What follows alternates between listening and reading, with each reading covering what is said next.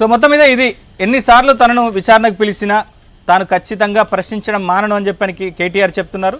ఇది పూర్తిగా ఒక రాజకీయ కక్షపూరిత ప్రేరేపిత కేసులుగానే ఆయన చెప్తున్నారు. సో ఇప్పటికే ఈ కేసుకు సంబంధించి 2 సార్లు కేటీఆర్ విచారణకు హాజరయ్యారు. సో ఇవాళ 3వసారి ఆయన విచారణకు హాజరవుతున్నారు. సో లాయర్ సమక్షంలో కాకుండా ఒంటరిగానే కేటీఆర్ని ఏసీబీ అధికారులు విచారించబోతున్నారు.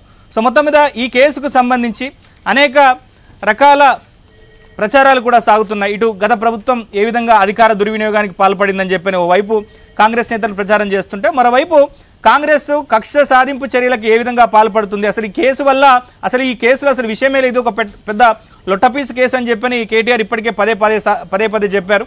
సో 56 కోట్ల రూపాయలను కేవలం మేము హైదరాబాద్ బ్రాండ్ ఇమేజ్ని పెంచడం కోసమే ఫార్ములా ఈ రేసు నిర్వహించాము, ఫలితంగా 700 కోట్ల రూపాయలు హైదరాబాద్లో పెట్టుబడులు వచ్చాయని చెప్తున్నారు. సో మొత్తం మీద కేటీఆర్ ఏసీబీ కార్యాలయానికి వెళ్తూ ఒక కామెంట్ కూడా చేశారు.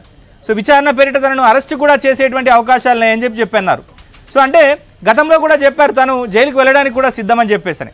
అంటే కేటీఆర్ను ప్రభుత్వం అరెస్టు చేయబోతుందా, అందుకే ఆయన ఈ వ్యాఖ్యలు చేశారా, అసలు ఇవాళ ఏసీబీ కార్యాలయంలో ఎట్లాంటి విచారణ జరగబోతోంది, సో ఇవాళ జరిగేది తుది విచారణనేనా, ఈ విచారణ తర్వాత ఛార్జ్షీట్ నమోదు చేయబోతున్నారా, కేటీఆర్ని అరెస్ట్ చేస్తారా? సో ఏసీబీ కార్యాలయం దగ్గర మా ప్రతినిధి ప్రవీణ్ ఉన్నారు. సో ప్రవీణ్తో మాట్లాడదాం. సో ప్రవీణ్, ఆల్రెడీ తెలంగాణ భవన్ నుంచి కేటీఆర్ ఏసీబీ కార్యాలయానికి బయలుదేరారు. సో అక్కడి నుంచి ఒక 1 కిలోమీటర్ మాత్రమే ఉంటుంది ఏసీబీ కార్యాలయం. సో ఏసీబీ కార్యాలయం దగ్గర ఎట్లాంటి పరిస్థితి ఉంది, కేటీఆర్తో పాటు మరెవరినైనా అక్కడికి అనుమతించేటువంటి అవకాశం ఉంది? ఎందుకంటే తెలంగాణ భవన్లో భారీ ఎత్తున ఆ పార్టీకి సంబంధించినటువంటి కార్యకర్తలు చేరుకున్నారు. సో అక్కడ ఎట్లాంటి